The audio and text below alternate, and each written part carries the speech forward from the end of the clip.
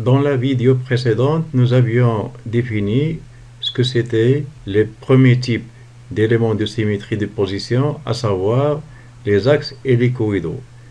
Pour ce qui concerne maintenant le deuxième type d'éléments de symétrie de position, concernant donc les figures infinies, telles que le cristal qu'on est en train d'étudier, donc ces éléments de symétrie sont les plans de glissement. Alors un plan de glissement combine deux opérations comme l'axe hélicoïdal, mais cette fois il combine une réflexion par rapport à un miroir plus une translation parallèlement à ce miroir, ce qu'on peut illustrer par cette figure. Donc considérons un miroir qui est perpendiculaire au plan de la feuille, donc sa projection sur la feuille va donner donc cette ligne, donc c'est un miroir qui est vertical perpendiculaire à la feuille, et partant d'un atome donné, son image, si c'était un miroir simple, donc on va aller perpendiculairement de l'autre côté du miroir pour trouver l'image.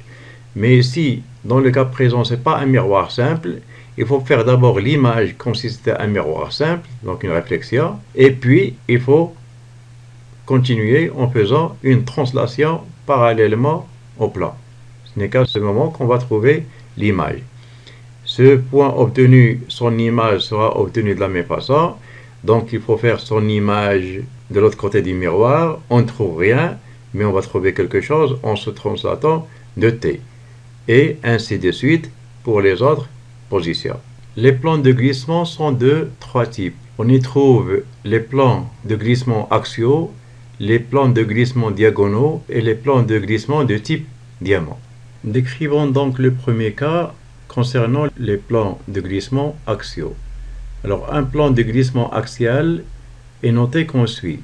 Le plan peut être noté A si la translation T correspond à A sur 2, à savoir que le miroir doit contenir le côté A de la maille. Par voie de conséquence, deux plans peuvent contenir le côté A, donc ils vont jouer le rôle du miroir, donc ou bien X, Y, ou bien X, Z. Donc le miroir peut être dans ce cas ou bien XY, et on va faire l'image par rapport au miroir et se translater parallèlement à X de A sur 2. Donc c'est la famille 0, 0, 1. Ou bien le plan qui contient X, c'est le deuxième, qui est X au Z. Et dans ce cas, donc le miroir c'est X au Z, c'est la famille 0, 1, 0, donc parallèle à X et parallèle à Z, donc contenant X. Et quand on va faire l'image par rapport à ce plan, on ne va pas trouver l'image, mais on va la trouver en glissant parallèlement à l'axe X de A sur 2.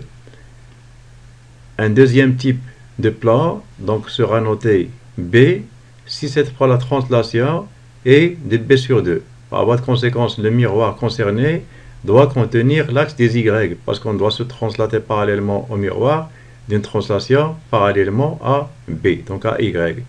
Donc les plans qui vont contenir l'axe Y, c'est X au Y, c'est donc la famille 0, 0, 1, ou bien Y au Z, qui est la famille 1, 0, 0. Le dernier plan, c'est ce qu'on note les plans C de translation. Par rapport à ces plans, ce sont des miroirs, et quand on fait l'image, on doit se translater parallèlement au paramètre C par C sur 2. Par voie de conséquence, le plan ici en question doit contenir l'axe Z. Et les plans qui contiennent l'axe Z dans la maille, ce sont les plans Y au Z, donc c'est la famille 1, 0, 0, et les plans X au Z qui sont 0, 1, 0. La deuxième variété maintenant des plans de glissement, ce sont les plans de glissement diagonaux. Ces plans, dans tous les cas, sont notés petit n, et ça correspond au cas où la translation T est suivant la diagonale de AB, de la moitié. Donc, ou bien A sur 2 plus B sur 2, comme translation. Autrement dit, le miroir doit contenir A et B, parce qu'on doit faire l'image par rapport à ce miroir et glisser parallèlement à A et glisser parallèlement à B de A sur 2 et de B sur 2. Donc, le miroir en question, dans lequel la translation est A plus B sur 2, n'est autre que la face AB de la maille. Donc, c'est le plan X au Y, en fait. Donc, c'est la famille 0, 0, 1. Un deuxième plan peut être aussi noté N. C'est le plan pour lequel le glissement est de A sur 2 plus C sur 2. Donc le plan en question doit contenir A et C. Donc il est parallèle à la base AC de la maille. Autrement dit, c'est la base qui contient les axes X et Z. Donc c'est la base qui est parallèle à X et qui est parallèle à Z. Donc c'est la famille 0, 1, 0. Là, il n'y a pas de confusion quand on note les deux N de la même façon. Là, quand on est sur la face AB, c'est pas comme si on est sur la face AC en tant que miroir.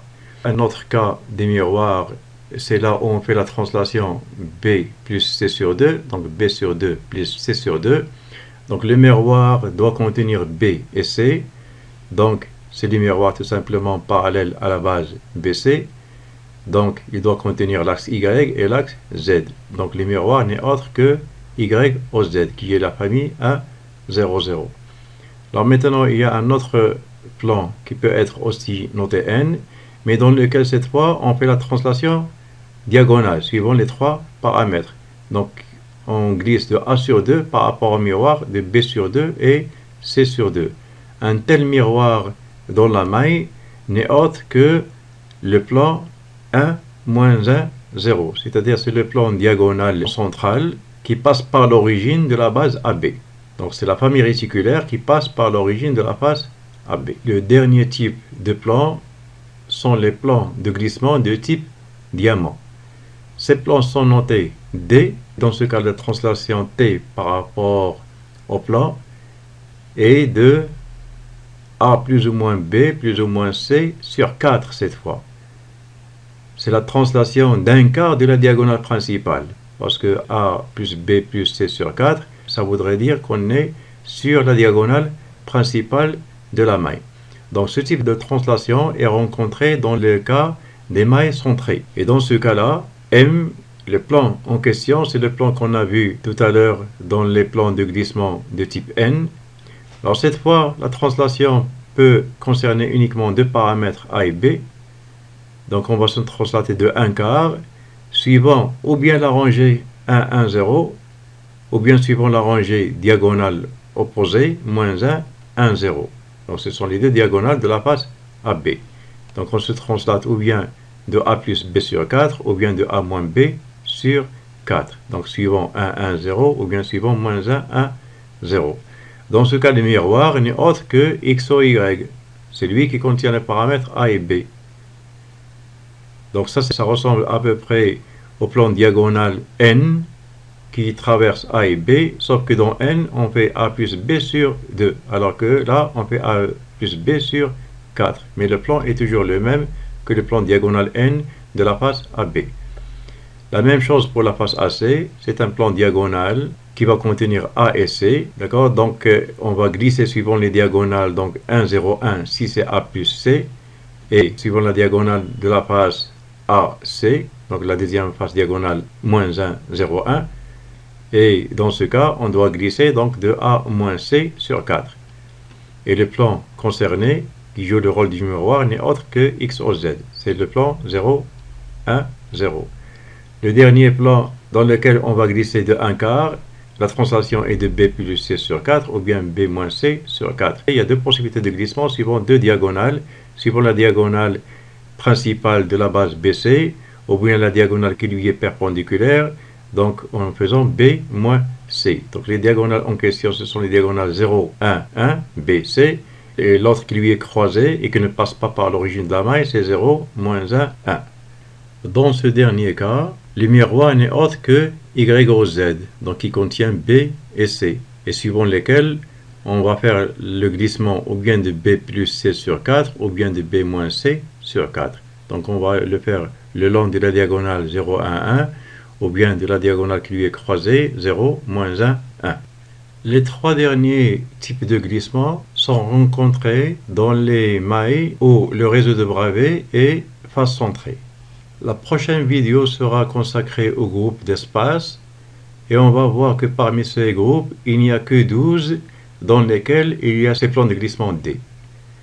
Et on a 2 dans l'orthorhombique et on a 1, 2, 3, 4 et 5 dans le quadratique I, c'est toujours un mode I dans le quadratique où il y a le D, et il va y avoir 1, 2, 3, 4 et 5 groupes d'espaces qui sont des groupes cubiques avec ou bien un centré ou bien un face centré. Alors maintenant, du point de vue représentation des différents plans de glissement, les plans A donc, sont les plans où il y a l'axe des X, donc ou bien c'est 0, 1, 0, ou bien 0, 0, 1. Et dans ce cas, si l'axe des X est dans le plan de la figure, donc il sera représenté de cette façon. Et si ce plan-là est perpendiculaire à la figure, donc on va le représenter comme ça. Donc ce cas-là, le plan est parallèle au plan de la feuille, de la figure, et là le plan contenant A est perpendiculaire à la feuille. Il en est de même pour B. Donc B c'est un plan qui contient l'axe des Y, donc ou bien c'est 1, 0, 0 ou bien 0, 0, 1. Le glissement est de B sur 2. Alors si le miroir qui contient l'axe B est dans le plan de la figure, on va le représenter comme ça, parce que généralement X on le fait dans ce sens et Y on le fait dans ce sens. Là ça voudrait dire qu'on fait l'image et on glisse parallèlement à B. Si le miroir B est perpendiculaire à la feuille, il sera représenté par des tirets comme ça. Alors maintenant pour C, c'est un miroir qui doit contenir l'axe Z, donc c'est ou bien 1, 0, 0 ou bien 0, 1, 0, et le glissement est de C sur 2. Mais généralement, dans les figures, Z est vertical, donc il ne peut pas être dans le plan de la figure. Il est tout le temps donc vertical, et le plan donc est mentionné par ces pointillés. Alors maintenant, pour les plans de glissement, si le plan est baissé, donc 1, 0, 0, et ou bien 0, 1, 0, ou bien 0, 0, 1, ou bien 1, moins 1, 0, si le glissement est de A plus B plus C sur 2, donc le plan est mentionné comme ça s'il est dans le plan de la figure. Mais si les plans concernés ici sont verticaux par rapport au plan de la figure, on les représente de cette façon. Et il en est de même pour les plans de glissement D. Selon là où il y a le glissement, est-ce que suivant BC diagonalement, ou bien suivant AC, ou bien suivant AB, ou bien suivant diagonale principale ABC, donc le plan sera noté ou bien de cette façon, ou bien là la coordonnée 1/8 ou 3/8 va indiquer la hauteur où se trouve le plan par rapport au plan de base. Et si maintenant les plans concernés sont perpendiculaires à la feuille, donc en projection ça va donner un truc comme ça, avec des pointillés mais avec une flèche. Traduisons maintenant de façon géométrique la représentation des plans de glissement A, B, C, ou bien les plans de glissement diagonaux N, suivant que le plan est XY, XOZ ou YOZ. Commençons alors par le cas où le miroir est le plan YZ. Dans ce cas, s'il est miroir simple, ça voudrait dire qu'à une position XYZ dans la maille, son image sera de l'autre côté du plan, en inversant la coordonnée X. Donc en allant vers X négatif de l'autre côté, sans changer Y et Z. Il n'y a que le X qui sera changé. On va le déplacer de l'autre côté. Par voie de conséquence, donc, la position X, Y, Z par rapport au miroir qui est Y, Z. Donc ce miroir va tout simplement inverser la coordonnée X et on va obtenir moins X, Y, Z.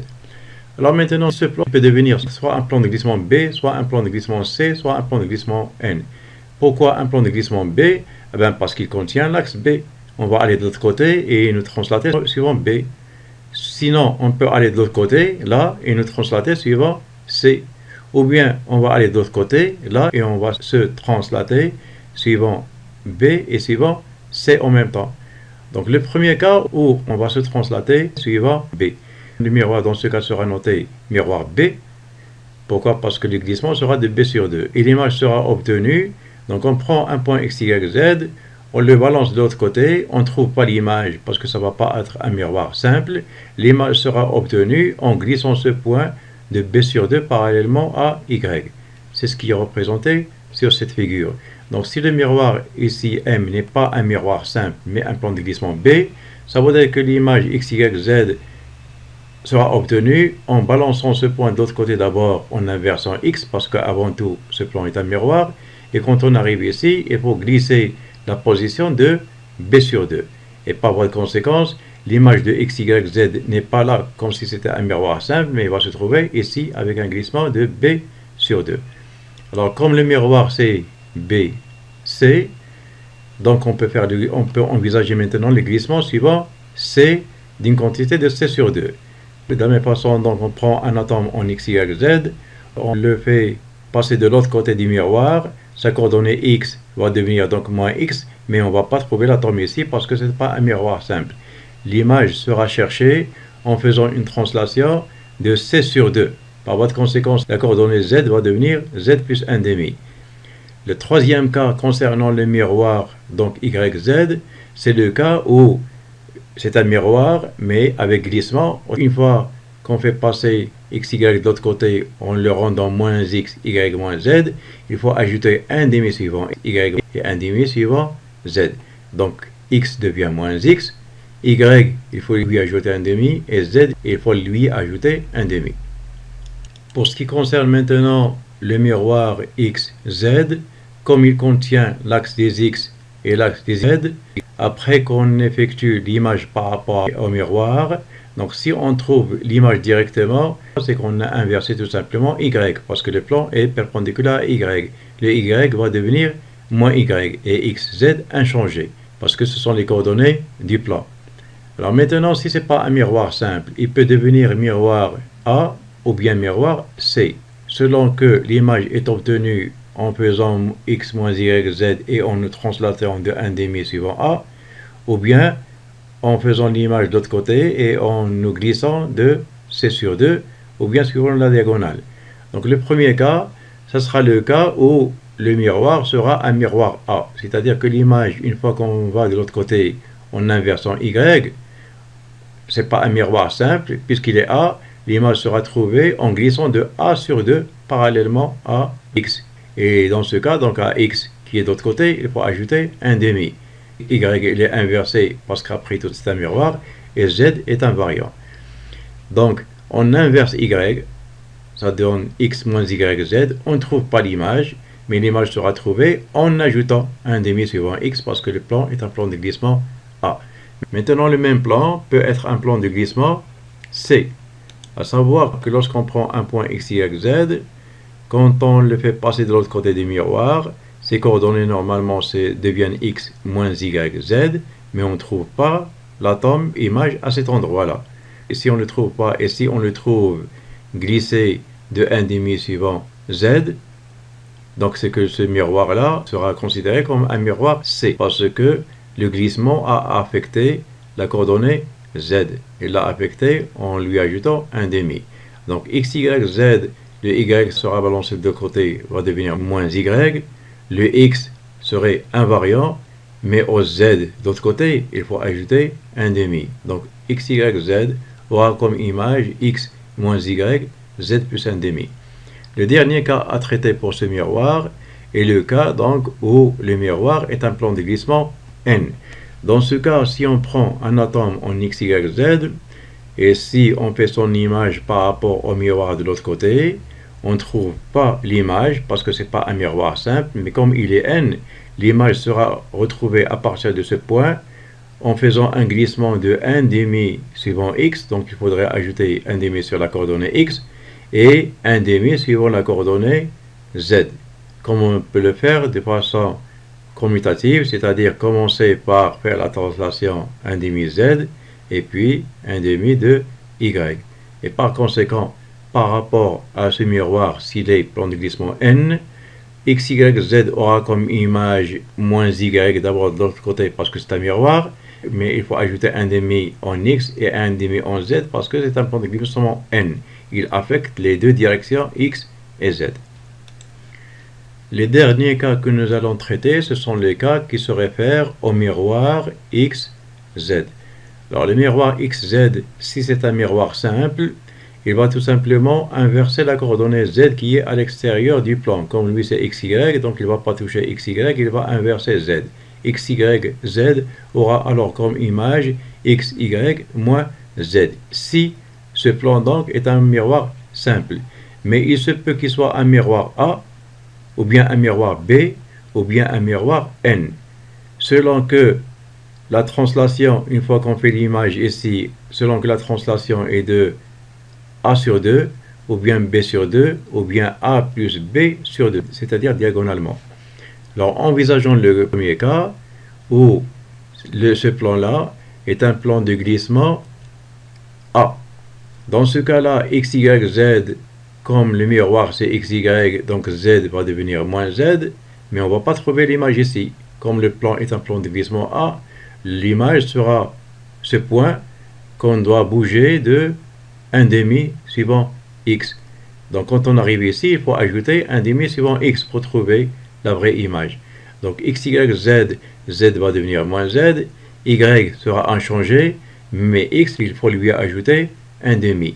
Et x, y, z donc aura comme image x plus 1,5, y, z bar. Donc si maintenant le miroir M, qui est le plan AB, donc est un miroir avec glissement B, c'est que l'image, une fois qu'on inverse z par rapport au miroir, donc x, y moins z, il faut ajouter 1,5 suivant y. Et de ce fait, x, y, z va avoir comme image x invariant, mais y plus 1,5 parce qu'on a glissé de 1,5 suivant y, et z est inversé parce qu'après tout, c'est un miroir. Le dernier cas est celui où le miroir AB est un plan de glissement N. Dans ce cas, x, y, z, quand on fait son image, ça devrait être par rapport au miroir x, y, moins z, mais on ne va pas trouver l'image ici. L'image sera trouvée en glissant cette fois de 1,5 suivant x, plus 1,5 suivant y. Donc, x, y, z va devenir moins z parce que c'est un miroir, mais il faut ajouter 1,5 à x et 1,5 à y. Donc, x, y, z aura comme image x plus 1,5, y plus 1,5, z bar.